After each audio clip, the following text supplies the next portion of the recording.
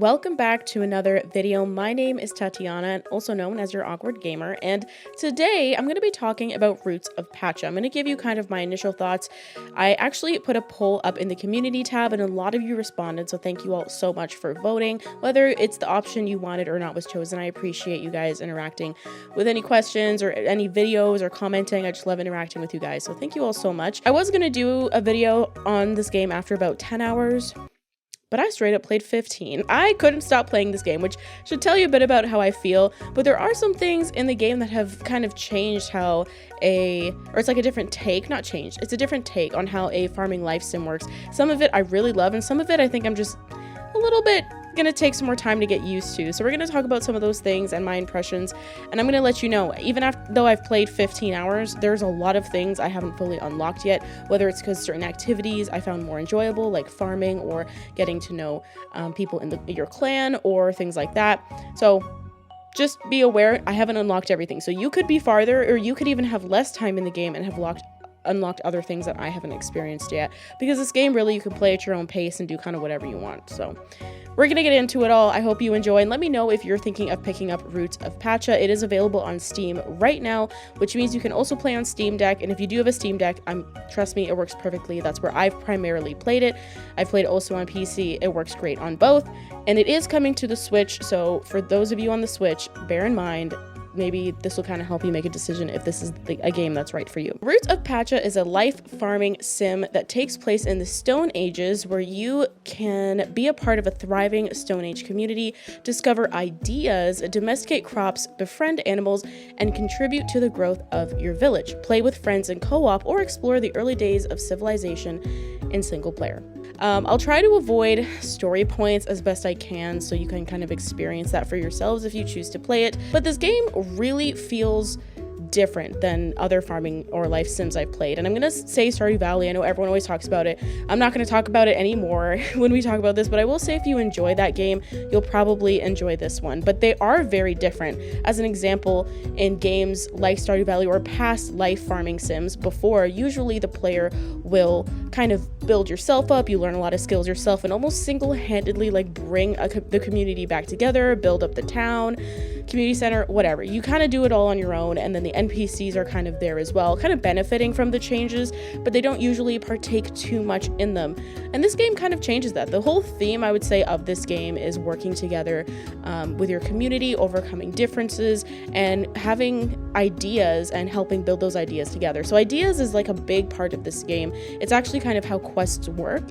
Basically, an NPC will get an idea for something because of something you found, or, you know, like if you find a certain ore, or even just over time, actually, like certain days, they'll get ideas, and you'll get like a notification, this person in your clan has an idea, and you can go talk to them and kind of help them to build on this idea. And then overall, you'll get things like, I don't know, like a blacksmith shop, or you'll get like, I don't know, cooking stations, or you'll get different items that help the entire community as a whole. And actually the NPCs will also kind of, as a community, come up with ideas that you don't even have to partake in. Like, they'll just start doing things as the clan grows, which is really, really cool. It actually makes like the world feel more real, and the NPCs aren't just, you know, we're having the same conversations every day. At least at my 15 hours, I'm not having the same conversations with them every day, but they're kind of growing and like talking about the changes and things happening and how it's improving the clan together. And I think that's a really unique new thing that this game actually does really well.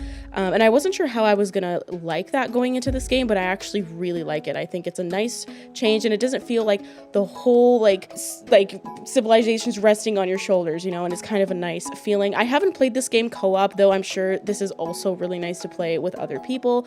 No one in my house is playing it, so I haven't had a chance to do that, but I've heard that it is fun and people have enjoyed that as well, and being able to play these games with your friends is always awesome. Another thing that I really liked was the tool belt, and that was like the first thing that, it's not super different necessarily to other games, but something I really liked about this one is that the tool belt has these different pockets. You have a seed pouch, so in that pouch you can carry all the seeds. The next pouch is like a tool belt kind of, where you can kind of cycle through any tools that you kind of acquire. Sometimes this is a little bit annoying to me for the tools, and it's only because I'm used to being able to switch back and forth between tools relatively quickly. So if I'm, you know, clearing an area and it's like there's some fiber or there's some you know, rocks or some wood. Only certain tools can break those things in this game, and you have to kind of cycle through all the time. So because you can only, if you just press the button once without bringing up the entire wheel and like selecting that way, if you just are trying to quickly like select,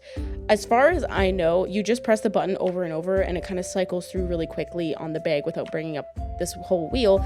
And then if you miss the tool, you kind of have to keep pressing it again to get back, and it kind of slows the whole pace down. I've started just opening the wheel and trying to select as quick as possible, or I'll just try and get all the sticks as best I can, or all the like rocks at once and then all the fiber, and do it that way just to make it feel quicker. So that was something that was weird, but I do like the separation of the seeds pouch, your tools pouch, and then you have like your inventory, which is kind of like the rest of your belt, which you can upgrade eventually. I know there's a glitch with that where at first it wasn't notifying you could upgrade your belt, but I think it's been fixed now. So you can buy other belts, and kind of that's how you get kind of like backpacks or like, you know, satchels or stuff in other games. This is how you would basically get more storage, and that you can actually scroll through as well. So you don't even have to open up the whole thing.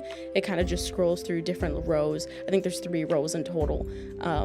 And you can kind of do stuff like that. Also with the inventory, you can craft directly from it. Again, if you don't like crafting benches, okay? If you don't like placing a crafting bench in your home, going to explore and then realizing you need something and running all the way home, this game doesn't do that, which is a really nice change. This game lets you just craft directly from your there's like a little section where you can craft in your inventory if you open it up, or you can just craft directly from your inventory. You can just say like 6 of this and it just goes to that spot.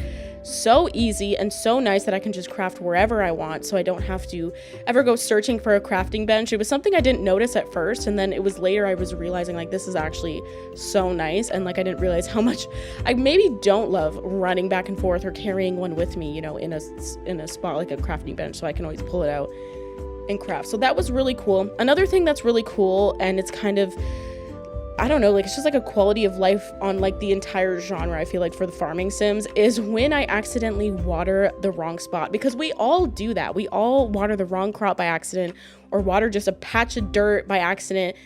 Especially on controller, this will happen. Guess what? You have no water come out of your bucket. I've tried this. I've noticed this, as far as, at least for my game. If your game doesn't do this, I don't know, maybe mine's broken, but I don't mind. But my game does this, and I basically never accidentally water something I'm not trying to water, and like the stamina doesn't get used and the water doesn't get used if I accidentally do water like a random patch of grass by accident. So nice. Absolutely love that like mechanic and idea, because that was so annoying. Also, the hitbox square, I used to always turn that on in, for example, Stardew Valley, just so I could know how to hit things, especially because I played that primarily on the Switch, and so, and on controller really, so I kind of needed to have that little hitbox thing. The hitbox automatically will pop up on your character when you're inside of an area where you can do farming, or where your animals' structures are and things like that. So that's really cool, and it actually just goes away when you walk out into other areas. So it's kind of cool. I didn't have to enable it and have it on at all times. It comes and goes where you can do certain activities and where you would need it, which is really, really nice. Speaking of buildings, like animal buildings, like I was just saying, buildings and land development is kind of interesting. You get 2 patches basically that you can put animal buildings, you can farm on, etc. Like I've explained before. You can put machines on it, but you can't put structures like your home. And I didn't know this when I first played. It had you build basically 2 structures well, at least in my case, I built 2 structures before you got your own home, essentially, just in the way that the story progresses. And the way that it's kind of like there are predetermined areas where you can put these types of structures, like maybe a sundial. These are predetermined. And so because you never really know what's going to be the next building that you're going to build, sometimes you'll place something somewhere where later you might be like, actually, I would have rather this be somewhere else. I maybe never visit this shop. And it's a little bit frustrating, that mechanic, for me personally. And maybe it's just because I'm used to having a lot of control over where things go in these types of games, and so it was a little bit frustrating that these are predetermined. So I'm kind of now, when I get a new structure or building that needs to be built, or a shop of some kind, I'm kind of like a little wary about where I'm putting things, because I'm like, what if the next thing that I build is more important to me and I don't know what it is, and it's going to be really far away, and I'm gonna have to keep running up to it. So that part's a little strange. I did get a little bit of footage of it, but that land development aspect for me is not my favorite.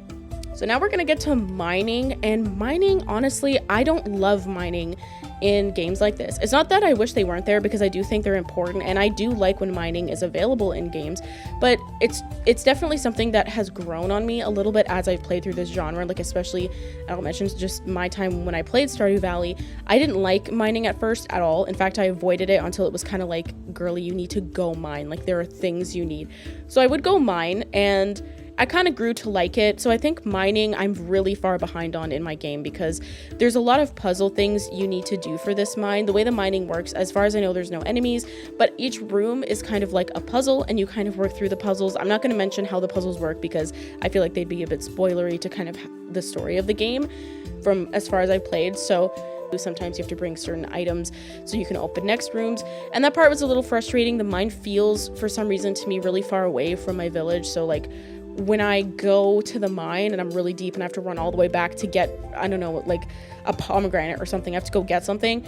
Sometimes it's frustrating to me. It does feel like you have to do a certain amount of, let's get to a certain amount of rooms before you can start finding different ores. It feels like as you unlock these puzzles and things, you'll find it. I've just found a second type of ore for the first time.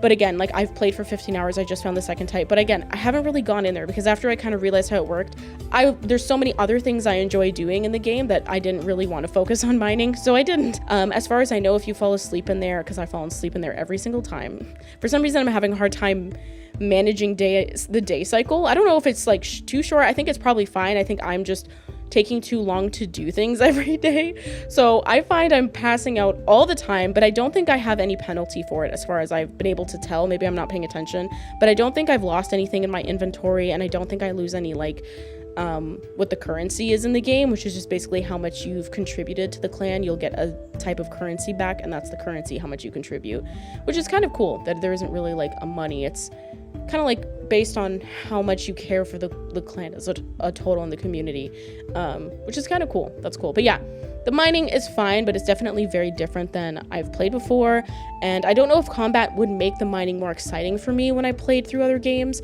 So this one, it's definitely to me just feels like I wander around a lot until I stumble upon what I need to. I don't know, but that's just me. Doesn't mean it's bad. It just means it's different, and it means I'm not used to it yet. So overall, after playing about 15 hours of this game, I really enjoy it. I love playing it on my Steam Deck. It has a similar vibe of playing other life sim, farm sims I have on my Switch when I would carry it around with me everywhere. It's great. I think if you liked anything you heard in this video, you know, even though these things are different than maybe your typical life sim, I think they're good. I think it's really good to have new ideas come forward in these games, and you get to see them and how they work. These mechanics are different. I really, really like them. There's a lot of changes I really like, and some I just have to get used to. These changes aren't necessarily bad.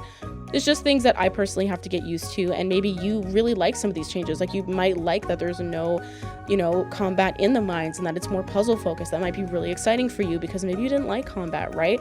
It's just difference of opinion. It doesn't mean these things in any way hinder the game.